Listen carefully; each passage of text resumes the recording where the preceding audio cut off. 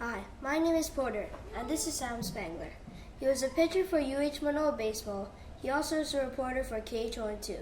We're going to be asking some questions about his career in baseball, as well as working as a reporter. How long have you been playing baseball? Basically my whole life. I started playing when I was 5 years old. I started really swinging a bat when I was 1, and I played until I was 25. Oh. And then so I got cut from the Minnesota Twins at the age of 25, and then I started coaching after that. That's cool. Yeah.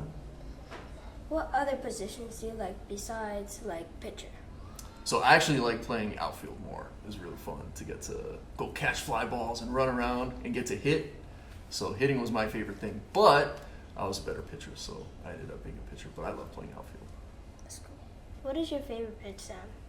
I like fastball because it's the funnest pitch to throw, and it's fun to throw them fast. Can you show us how to hold the fastball? Yeah, do you have a baseball? Yeah. All right, so here we go. So my favorite is the 4-seam fastball, and it's 4-seam because it's got 4 seams when it spins, 1, 2, 3, 4. And I like to hold it like this with my 2 fingers together, right on the seam right there, and then the thumb right underneath.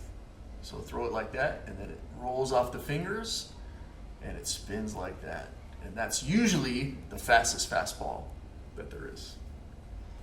How fast was your fastest fastball? So the fastest fastball I ever threw was 95 miles an hour. But I played in a stadium one time that had a broken radar gun, and it was 10 miles an hour high. So on that radar gun, it said 103, but that wasn't real. But it looked cool to turn around and see that. Yeah. It must have looked way faster than how you actually did. Yeah, so all the fans in the crowd thought we were awesome because they were like, wow, look, these guys are throwing 105 miles an hour. But yeah, 95 was the fastest, but I didn't always throw 95. It was usually 90 to 93 is my average fastball. And how fast was your changeup? Changeup was about 82, so you try and get a 10 to 15 mile an hour difference between those pitches. Describe the best game you've ever played in. The best game I ever played in was the 2010 WAC championship game when I was playing at the University of Hawaii. So we were playing Fresno State, who had recently won the College World Series, and they had won our conference multiple years in a row, and it was really tough to beat them, and we finally beat them. I got to pitch in that game, so I got the win as the pitcher, and it was fun. We had Colton Wong on our team, and 2 other future major leaguers, Greg Garcia, David Freitas, and yeah, we finally beat Fresno State, and we won the WAC championship. How did you celebrate after the game? We celebrated. We had a dog pile on the field, which was fun. The pitch to Gowans, swung on, hit on the ground, back off the glove of Lindsey, caroms towards Garcia, the shortstop, picks it up, throws to first, and gets the out. Hawaii celebrating on the center of the diamond in Mesa. The Bulldog Magic can't get them over the top in the 9th. They strand runners at 2nd and 3rd and lose to Hawaii 9-6. And then we went back to our hotel and we relaxed by the pool, and we had our trophy, and we just passed it around to everybody. We had championship shirts that we wore, and then we got to eat whatever food we wanted because we got something called per diem, where you get when you're on a road trip, you get some money to get food. So we had steaks and stuff like that night, so that was pretty fun. That's awesome. What do you like best about your job in broadcasting? I like being able to use my abilities to help people be as best informed as they can be. And I think it's very important for our residents here in Hawaii to know as much as they can about the pressing issues in our state. And the more information I can provide them, I feel like the best decisions they can make in their life. But what was your most memorable moment, either inside of the studio or maybe somewhere else?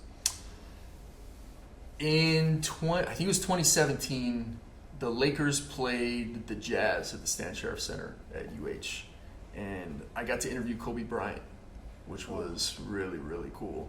So yeah, it was after the game. They brought him right out of the locker room, and I was just standing there with a couple other reporters, and he walked right up to me, and I was like, okay, what do you got? So I'm face to face with Kobe Bryant. So I was a little nervous, to say the least, but it was really, really fun to just talk story with Kobe Bryant for about 5 minutes. That's cool. That's really cool. When you were out in Lahaina, how did it feel to be there after everything was burnt down? Mixed emotions. So obviously just getting there and seeing the devastation, it was extremely sad and just heartbreaking to see what these people's lives had gone through and some of the people that had lost their lives. But also very uplifting in seeing the community rally around to support each other. We went to multiple little community centers that had popped up. Again, this was a week after the wildfire, and to see them come together to support each other 24/7 and to have basically recreate a town and a town center on the fly like that after they had lost everything, kind of lifts the human spirit to what's possible and what people can do to band together when something like that happens. So mixed emotions, but I think when I left Lahaina and I was trying to gather my thoughts, I think I felt really good about seeing what the people of Maui were able to do together. I was going somewhere maybe somewhere else and interviewing someone, than staying in the studio and interviewing someone or talking about something. Good question. It's a lot different. Going out in the field, there's always an element of surprise out there. So you have to be able to think on your toes and really be knowledgeable about what you're going to do. Whatever story that we go to cover out in the field, there's a lot that can happen in an instant. You got a lot of information in an instant. A lot of times it's breaking news.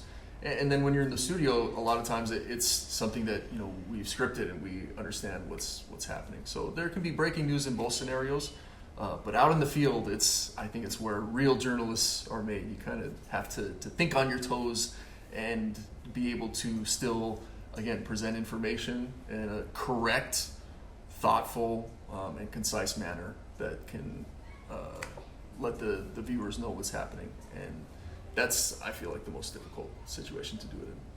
What is the difference between being a sports reporter versus being at the news desk? There's a lot of differences. So some of the same journalistic standards apply, but being a sports reporter, you get to cover sports, which is inherently usually pretty fun, right? Being at the news desk, a lot of times it comes with a lot heavier stories and subjects. The Lahaina fire that we had talked about is a good example of that. But also, sports reporter, you have basically the entire sports world here in Hawaii to cover by yourself. So it's a two-man crew in the sports department. So you're kind of working 10 to 14-hour days, which is a long day. Generally, in the news department, you get to work an 8-hour day. So the shifts are shorter, even though it's not as exciting and entertaining as covering sports. There's a lot more out there. So there's a lot of things that you have to be educated about. So in the news world, including sports, you have to know a lot about a lot of different subjects. And then doing sports, it's scheduled events that generally happen. In the news world, a lot of time it's spontaneity, something that's new that is happening, something that's a breaking news story. So yeah, a lot more of that not being able to prepare for versus sports is generally stuff that you have a long time to prepare for. Has there been an unexpected thing that has happened during a news show or a baseball game? Yeah, almost every day in a news situation and a baseball game, because a lot of things that are unexpected happen. Two things that stand out to me on the news side, the Lahaina fires that day. We knew that there was going to be windy and potentially fire conditions. We had no idea that something like the wildfire that happened there could happen. So that was an incredibly surprising night and obviously very devastating. On the baseball side, when I was in spring training with the Minnesota Twins in 2011, I was playing in a minor league spring training game, and we had a bunch of the major league players on what's called rehab from injury come down and play with us. So we had on our side with the Twins, we had Joe Mauer, who is probably going to be a Hall of Famer, Jim Thome, who's a Hall of Fame player, Joe Nathan, who's the best closer in baseball, come down and play for us. And we were playing the Red Sox, and they had Dustin Pedroia and David Ortiz, Big Poppy, who a lot of people know, come down and play in this game. So wasn't expecting them to come play in this game, and they all came and played. And it basically became a major league game down in the minor league complex. And so, this is a small field, and like 50 fans, and these people all got treated to play in the game, and I got to play in that game, so it was really, really fun. That's all, folks. Mahalo for coming to talk to us, Sam. Also, thank you for watching. Bye.